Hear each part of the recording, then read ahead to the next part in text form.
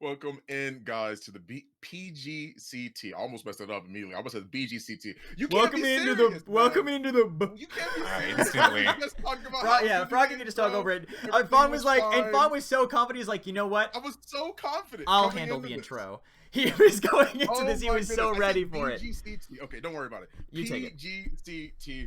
Thank you guys so much for Paladins. coming in. I'm so excited to be your host for today. Fawn the Legend and Kresnik TV coming at you to start things off on this wonderful charity tournament. I'm so excited to see not only the matches today, but overall see everybody else in chat spamming. Let's go.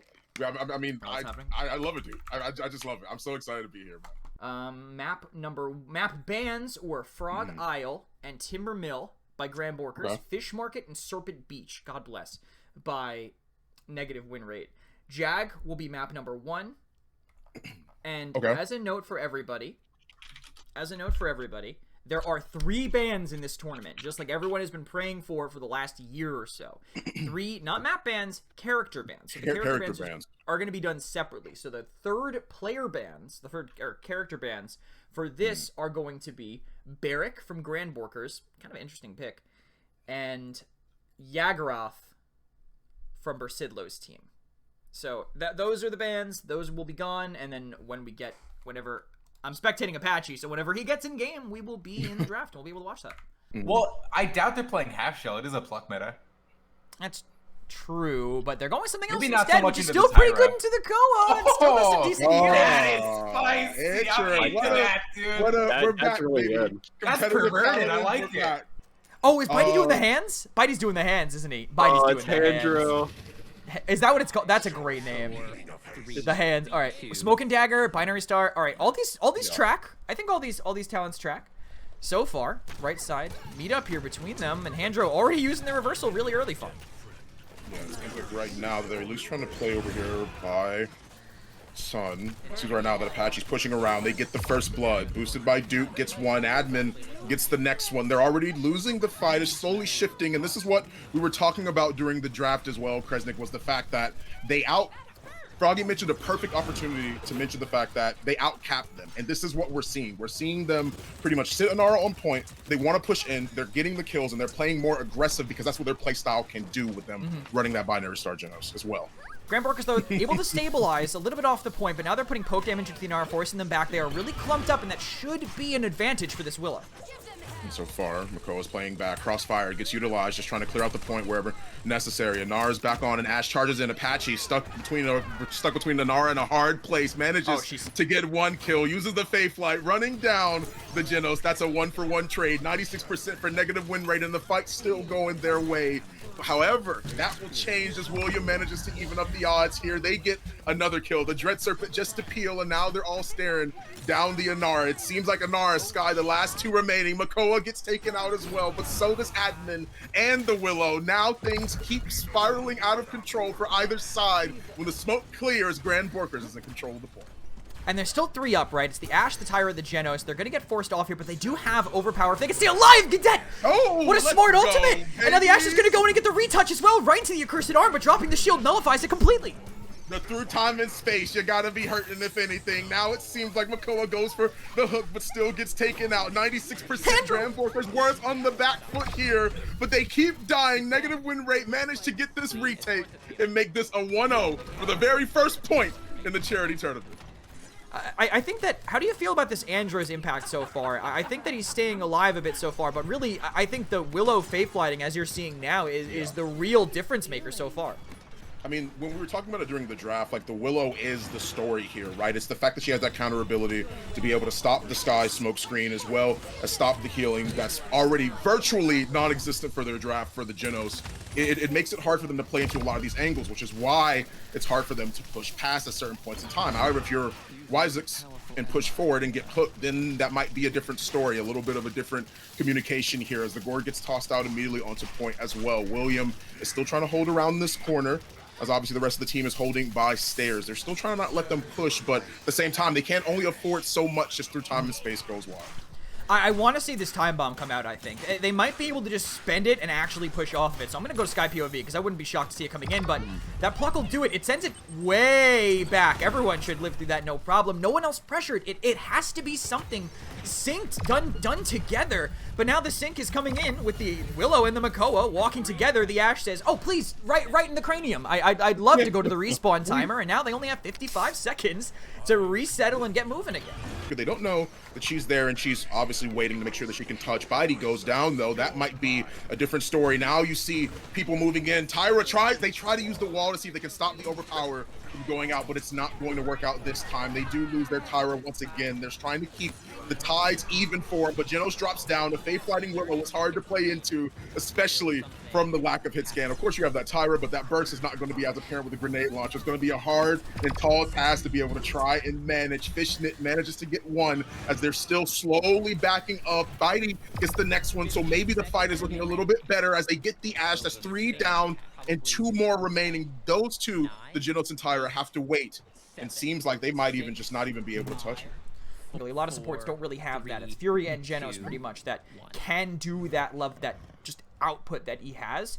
Genos has the slitheriness, that slip, that's being so slippery, hard to kill, that makes him different from the other damage supports. Right now, Ashe wants to push in. She has the Star Dominance. She's going for it, but the Dread Serpent midair in the backhand. She lands. She does. Gets the banner and manages to get Bidey. The Maldamva's not going to be able to heal you through this. She's so fucked. Beautiful situation, but it still is going to end up with a kill on her. They've managed to lose 2, though. GrandBorkers have to try and hold on in whatever way they can. 24%. His thing is already pretty low. Seismic Crash goes out. Doesn't manage to find it. The Fae Flight thing to make sure that he cancels it out. Fishnet goes down as well. That's a 1-for-1 trade, but still negative win rate. Have 54% over the 0 that GrandBorkers have not been able to cap on the point. Well, this is going to be huge by Thing. They might be able to wipe them all out here. Time and space won't connect on anyone as the rest of them run away. But they're not contesting the point. Who's even close by? Are they just going to get walled off? It might just be over, but Apache gets the throw before they can get the wall up. And now things are going to be breaking down a little bit. Even though the score's tied at 1-1, you won't be able to see the comeback mechanic here. I should do the thing where everybody asks what comeback mechanic is, even though they already know and explain it. Every single tick when you have comeback mechanic, for those of you that don't know, if you're down, if the score is like 3-1, or if it's 2-0, more specifically, you will be able to get that comeback mechanic. 4% every tick, trademark. Oh, that's huge. Comeback mechanic speak there. Beautiful pick for Bidey as well, and William. They both go down. That's a wonderful job on negative win rate. They've recontrolled the objective here and made it a lot easier for them to net the second point on Jack Falls. They're just cleaning up anybody else. No stragglers left behind. The double kill for Wyzooks, as they now have complete control over the stairs as well. A difference from what we've seen from the last one. Butler, while I have a second, I gotta say, shoutouts to me for still remembering how to spectate this game after like 7 months of not doing it. Golf clap. Just wanted to toot my own horn for a second fun. Let's go. It's fine. Yeah, it's fine. It's all right. Nothing to really worry about here, but I would be more concerned about the dead zone that gets dropped. A Cursed Arm. Everyone's going to play a little bit passively here. They get the fear on the Ashe in the back line, looking for more ways to try and stop her. Time and space goes wide, but even still, just a Hail Mary to see if they can find anything. Bidey going down, though. They're mispositioned. They have to find some sort of way to make it back. But look at how low everyone on GrandBorkers was. You have a situation where Fishnet has to retreat into his spawn. The mispositioning and the 5-man wipe result in a 3-1 for negative win rate. At that point in time, Buck was one of those anti-flank, sort of tankier DPSs, but now you have something introduced with the Tyra, and it's so prominent to be able to pick her in this sort of meta. It shifts a lot of things towards you. A beautiful overpower to start things off, and Nara gets tossed off to the side. GrandBorkers not taking this one lying down. Most of them are playing by statue on the right-hand side. They're trying to see if they can push in. Hail Marys the hook to see if William can get anything on the sky, but not going to quite find anything. Still going for opportunities here. They have control over the objective. Now they have comeback mechanic. Wonderful that I said that it was 3-1 beforehand, and mentioning that I guess I foreshadowed that. I guess the script favors me today, if anything. Wyzooks with a double kill on the crossfire. How do you sit there and take all that? Firebomb gets tossed down. Apache Wyzooks with another 3rd kill. And my goodness, Fishnet has to try and touch, but he can't because negative win rate. You run into a crossfiring Tyra. What more do you expect to happen to you as they manage to get this zone? Who will be able to touch if they even can? 72%, and the clock's ticking down. Thing has to try and find some sort of way to make it in. Ceilings tossed out. What better The wall! opportunity can you have? The wall, that's it! You're not going to be able to do it. The wall for mid for Anara. Holy And negative shit. win rate with the 1-0 so far on Jaguar Falls. Okay. So we're gonna Tiberius. Yeah, that boring pick, but it makes sense. Sorry, it's standard. They were hovering Cassie. I mean, it wasn't anything crazy that they were hovering, to be honest. Tiberius' slow may have been changed, but that doesn't change the fact that he's still a strong character. It's also still really fucking annoying. Yeah, it's still really hard to play against somebody that's going to bounce bounces weapon shots around a corner. There's no counterplay other than you just move. Oh, the blade dismounts! Oh my god, got crushed! Man. But look at Elijah. He's so low already. They're playing in these shields, getting walked at. There's the jump onto the wall, interestingly enough, but they have total high ground control, and they are crushed down there.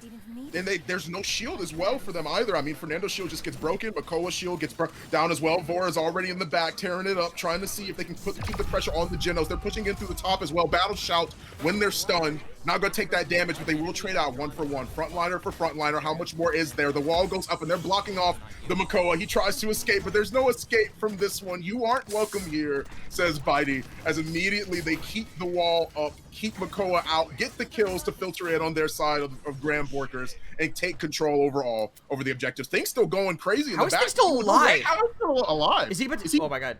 Oh, I thought he was going to die to the fire. I thought he was going to die to the fire, too. 69% and counting. No hook for them. Makoa going to be a lot weaker now as a crossfire popped. Already charged by Bitey. Admin is getting turbo inted on. And Bitey showing him exactly what Tyra can do when you're on the receiving end.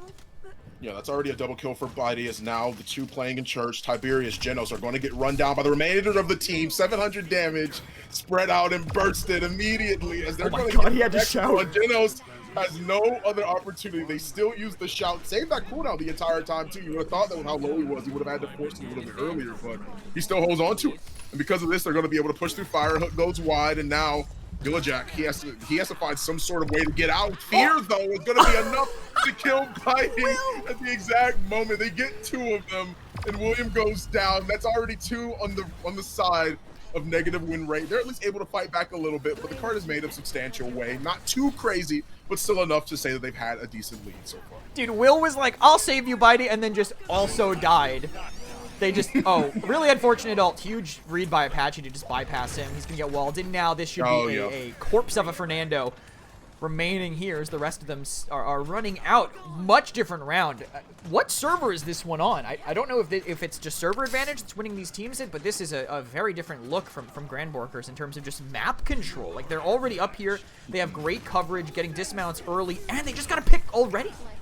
Wall as well from Apache to make sure that they obviously funnel them down by stairs, or they either don't decide to go onto the point. They have to find some sort of way to touch, but a good cripple is going to be enough to stop them. Deep Roots is playing a role here as they try and see what they can do. Tossed out is the Fernando, the Whirlwind as well, trying to keep everybody alive. Bitey still dies, wasn't quite in range, it just gets burnt down overall. William is going to try and see what he can do, but it's not going to really mean much as the rest of them are surrounded and destroyed. Well, the next one that's gonna fall is the Maldamba. He's trying to do something, but he can't kill the Maldamba. What's happening here? Apache is still on the objective. Wall goes up. They've got a minute left. I don't know how they not kill Damba. All Will had to do was shoot. If Will had shot, I think they could have turned and burned the last player.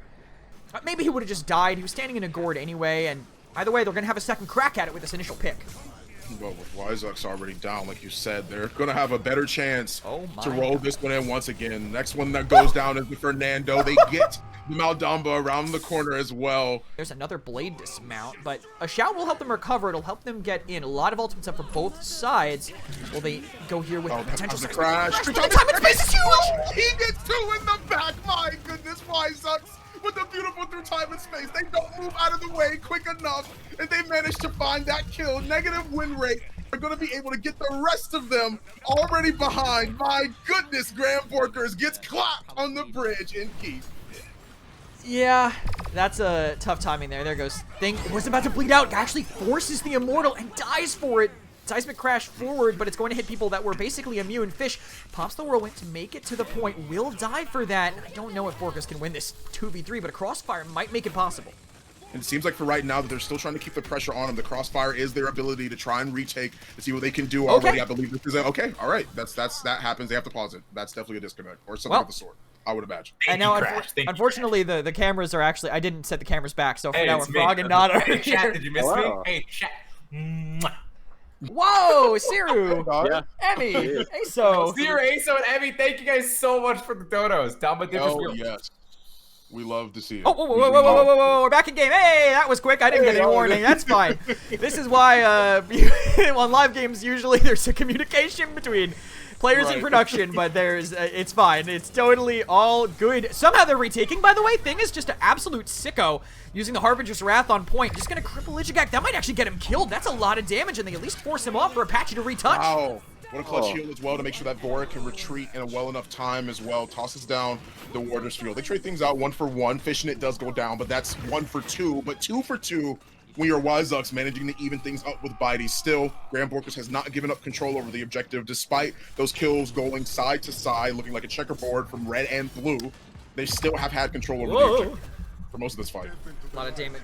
Apache doesn't even want to move. He's just going to take that one right on the chin. Still holding strong on this point. Really needs those heals. And will get them with Fishion's position in. Excuse me? Wait, how did that... Excuse me? What did I just witness?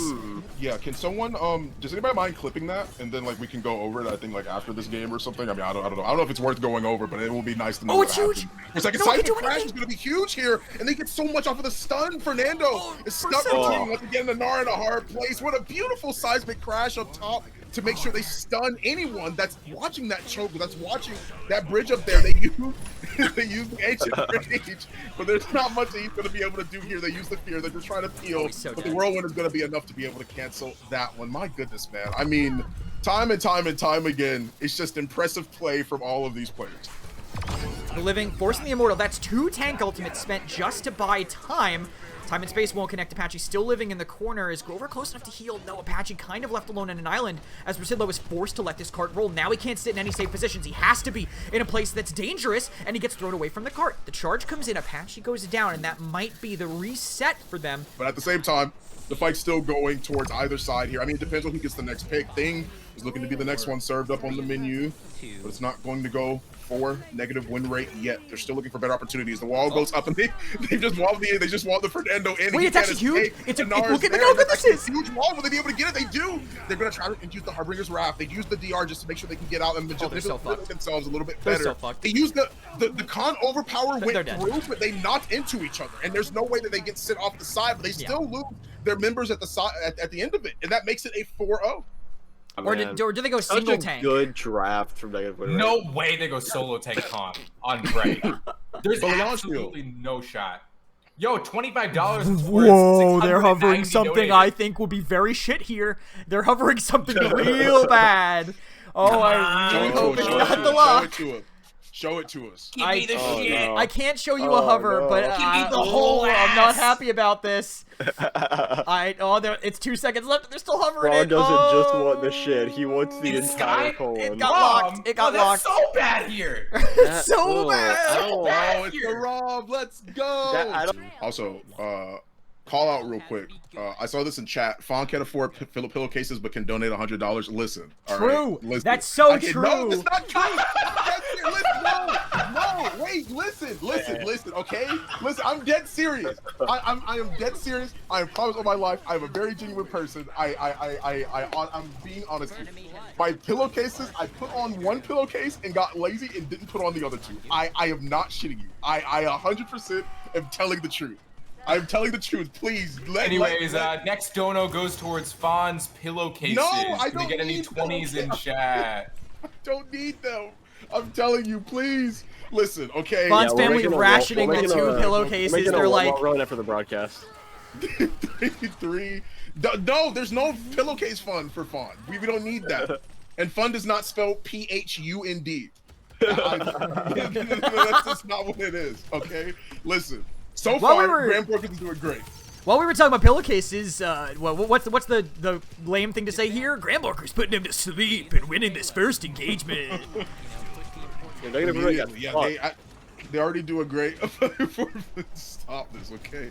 Listen, one already on the pillowcase tonight. This is not. And 0 20 for the pillowcase fund. Let's go. Listen.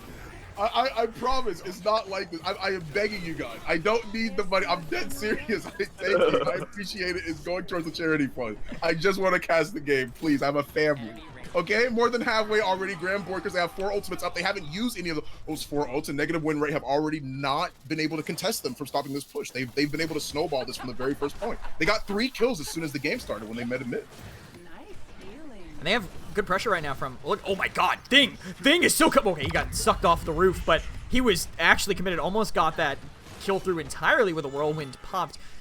They could spend ultimates here, it's getting pretty close, but now that a crossfire's been popped defensively, that actually might open things up, because they are going to use the Harbinger's Wrath, which forces out the assert dominance, and now they're down their Grover. Okay. Okay. What's up? What's up? What's up? Okay, listen. I'm trying to get. Think about how much money has been unintentionally raised for charity today, just based off of your poor bed habits. You know, like your poor bed habits, your unmade bed, your lack of pillowcases. Like, we made hundreds of dollars off of this. It wasn't unmade. Listen, I'm so glad that you guys are donating to charity. If I am the butt of the joke every time for this being the case that you guys are donating to charity, I will be the butt of the joke every single time. But already so far, it seems like the card's still trying to be able to roll in. It's 20 seconds left. Cataclysm. They routed that miss entirely. Combo it, but they didn't end up hitting anybody with the Cataclysm at all. They just ended up, it ends up going wide, and they lose Apache because of it. That was, yeah, unfortunate. Huge juke by admin. Gonna live behind them. All someone has to do is slightly go to the right, turn their head 40 degrees, and they'll be able to kill admin. But he will escape with his life for now. Cripple doesn't come in. He actually dashes the wrong way, and he dies. Despite the Cataclysm missing as well, they managed to get the kills too. They're trying to see what they can do against Thing, but Harbinger's Wrath, once again, they're just not going to be able to kill him. The DR is too much, and now Wisex has to find some sort of way to touch and contest on the card as best as he can, but it's not going to mean anything. Thing is pounding right now. I mean, Thing is 8-1. Yeah, absolutely. And I feel like every time I cut to him to see his ult every time, and then it's just instantly canceled because he's just using it to survive some form of damage. And now he's diving a Fate Flighting. Kovacs. Oh, they managed to get the. Okay, all right. Literally got Kovacs. That's just it. Kovacs diff, if anything. No team diff, no player diff, no draft diff. Is Kovacs diff, if anything. You should have been working more on your target practice, your aim trading, and your grid shots. If anything, they get the overpowered 3% for GrandBorkers, 58 for negative win rate thanks to the comeback mechanic. Yeah, able to kite away, 85% on the ult, saving it too. Like, it's basically just a long cooldown if you're doing damage, or not even that long of a cooldown with the amount of damage that Thing's been able to do this whole time. Dead Zone's on point. It will force Apache off because he loses his main form of sustain. If they can kill Gidet off point, this could be a winnable fight for them, but their tanks are just not healthy. It seems like through time and space goes through as well. 1-for-1 trade goes for the execution and manages to get it. That's going to be all she wrote for the Terminus for now. Everyone else has to try and back up, but the cripple was huge. They don't really be able to get the Willow. They are going to be able to get the Willow. Wait, I was no one's they were touching! Able to get no it. one's touching! The point. No one's able to stop him on the point! No one was able to move in! Kovacs diff, that's it. I rolled for move speed, but the Genos trip just turned it off. Yeah. But, oh. had to make sure we got that one on camera. They're already split. Like, we see how far up Rom is all the way in the back. Apache's back there. Do they know that he's there? They use the Whirlwind as well, and thanks to those buffs, you're able to pop the Whirlwind and cancel it almost immediately, but it doesn't save you from the assert dominance. The Rom does manage to get... No way, bro. There's no way. I just mentioned him in the back. They have to turn around. They have to know. Wait, no, they don't know. No, they don't know. The Willow's dead. They know. Please. They're coming back now. Okay, thank God. They know. All right, they did turn around. Thank God. He's staying on mount the whole time. Yeah, the whole time. That's why I'm like, you have to be able to turn around. Because he was back there. That's why I mentioned it. Because I'm like, he's going to sit on the cart the whole time. They don't manage to try and see if they can pay attention to what's happening in the back line. They use the sprint as well, but Apache was still at full HP. It's still allowing them to be able to contest for as much as possible. Harbinger's Wrath goes in. He's just trying to see if he can get the kill on Terminus, and he does manage to get it. Just pretty much W keys at him. Thanks to the cripple, they're able to get a little bit more poke, but they aren't able to get much there. At least able to push the cart. Yeah, they're keeping it contested for now. That trade, I think, is fine for the... What? Okay, Tyra. Ping.